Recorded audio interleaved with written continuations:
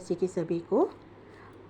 आज हम कर्ज से मुक्त कैसे हों इसके बारे में विचार करेंगे, क्योंकि इस साल हम कर्ज से मुक्त होना चाहते हैं।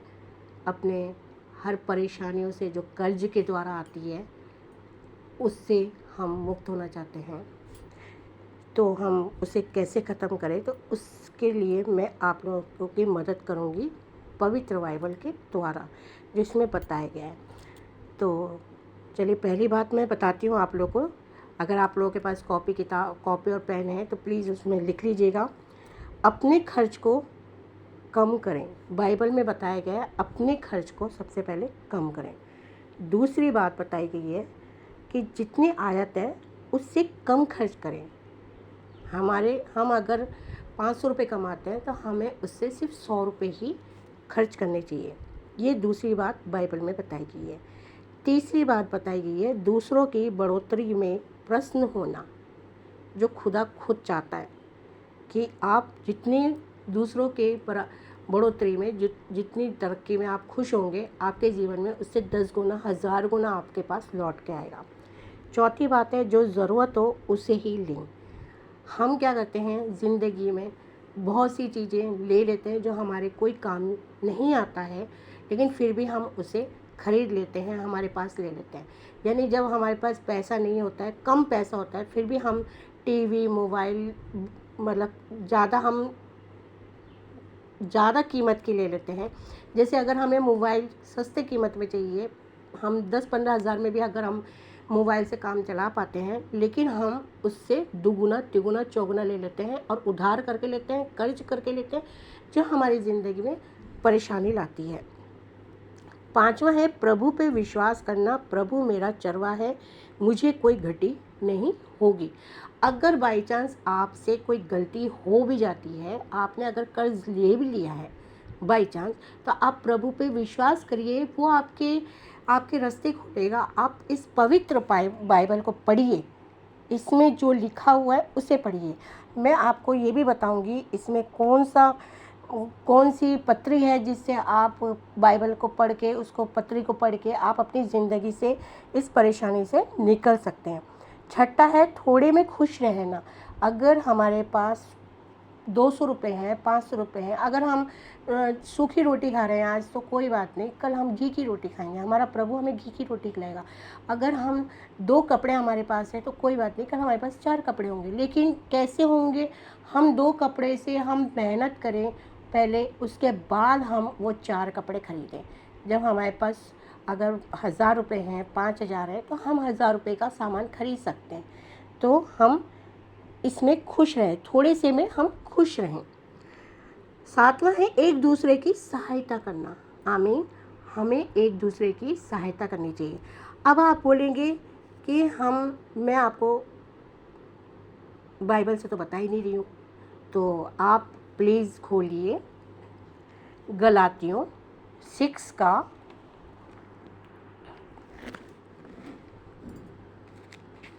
ये देखिए। सबसे पहले जो आप अगर प्रभु के वचनों में चलेंगे, उनके आज्ञाओं में चलेंगे, तो आप सब कुछ पाएंगे, आपकी हर परेशानी दूर हो जाएगी। आप छठे से इसको पूरा पढ़िएगा। पहला है माता पिता और बच्चे। माता पिता और बच्चे यानी कि बच्चों को माता पिता की आज्ञाओं पे चलना चाहिए। दूसरा है स्वामी और दास, यानी कि हम अगर दास हैं, अगर हम समझ लीजिए हमें कोई प्रॉब्लम है, तो हमें अपने बड़ों से बात कर लेनी चाहिए, उनके अधीन रहना चाहिए। आत्मिक युद्ध के हथियार। आत्मिक युद्ध देखिए, परमेश्वर के सारे हथियार बांध लो कि तुम शैतान की युक्तियों के सामने खड़े रह सको। हालेलुया, आमीन। हमें परमेश्वर के साथ चलना है, उसके हथियार बांधना है। हथियार मतलब चाकू, बंदूक और कुछ भी गलत चीज़ नहीं। हमें ये सबसे बड़ा हथियार है। ये सबसे बड़ा हथियार है, यानी कि प्रभु के जो वचन है वो सबसे बड़ा हथियार है हमारे लिए। इन हथियार के साथ चले, हम वचनों के साथ चले, उसके वचनों के कहे अनुसार चले, तो हम सारी युक्तियों में पार कर जाएंगे, सारी युक्तियों से हमें आ जाएगा। इसलिए परमेश्वर के सारे हथियार बांध लो कि तुम बुरे दिन में सामना कर सको और सब कुछ पूरा करके इससे रह सको। इसलिए सत्य से अपनी कमर कसकर और धार्मिकता की झिलम पहनकर और पाँव में मेल के सुसमाचार को तैयारी के जूते पहनकर। यानी कि अब तक जितनी बातें मैंने बताई है कि आपको क्या क्या करना है, ये सारी बातें इसमें हैं, प्रभु के वचनों में हैं।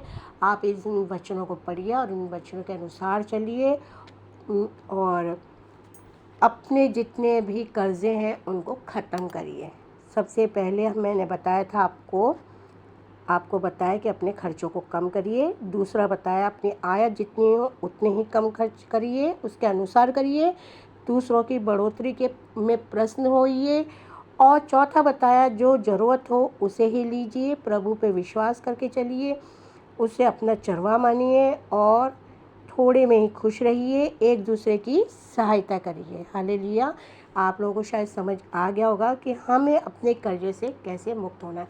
अगर हमारे ऊपर कर्जा हो भी गया है बाई चांस, तो हम अभी भी संभल सकते हैं और हमारे पास जितना है उसमें से भी हम थोड़ा थोड़ा बचा सकते हैं। हम अगर हर महीने कर्जे को देते हैं, ब्याज देते हैं, अगर कर्जा देते हैं तो उसमें से थोड़ा थोड़ा बचा के, यानी कि हमारे पास जितना पैसा है उसमें से थोड़ा थोड़ा बचा के हम अपने जीवन को चला सकते हैं और कर्जों को मुक्त कर सकते हैं।